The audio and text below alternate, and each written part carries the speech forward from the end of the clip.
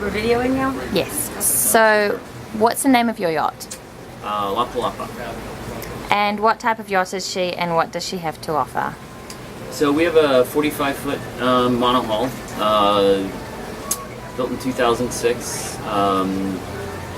It's pretty much the nicest yacht in her category here. Got a beautiful forward suite. You want to add something about the inside, babe? The inside is, we're going for a really modern hotel feel. Everything's new, from the bedding to the sheets. We also got a brand new full-size household electric head, which is amazing, in the front cabin. So you have a beautiful shower, and basically it's just like being at home, and better. So you have a really massive swimming pool. Okay. And how long have you been on the yacht? I bought the boat new in 2006, and I sailed it around the world starting in 2008. And Jamie came. Jamie, wow, I got your name wrong.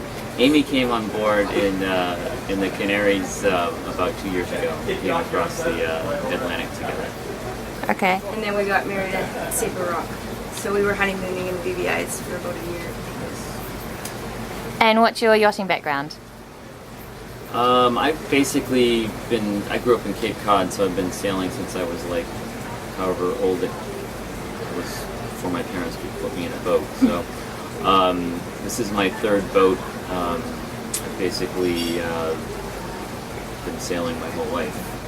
Okay. And yeah, I grew up on the west coast of Canada, so a little place called Seashells, and I grew up on boats ever since I can remember, but my parents were more into the power boats, and then when I got a bit older, I decided I wanted to be a sailor, so I started sailing probably when I was 19, and then did various passages from Tahiti to New Zealand on various boats, just getting experience and working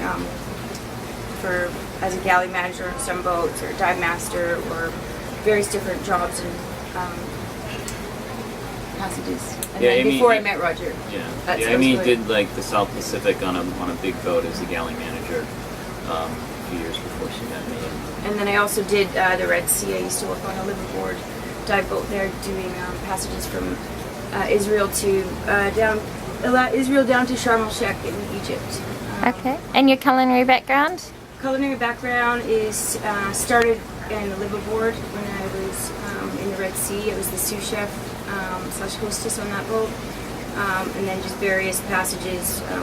I've got experience working with other cooks, and then at the galley manager, I was in charge of cooking for about 17 crew. She's great at basically making something out of nothing. So if you look in the fridge and like there's no food, somehow there's this great breakfast or great lunch or something. Okay. And what does the name of your yacht mean? So La Palapa or Palapa is a thatched umbrella that's on the beach. It's, in Mexico they call them palapas, so that's That's the it? name. Okay. That's it. And tell us your most memorable charter. Yeah, I need some help on that one. I've done so many. I think the Bart's Bucket One with George. with George and Jamie and Seth, and that was just like Yeah.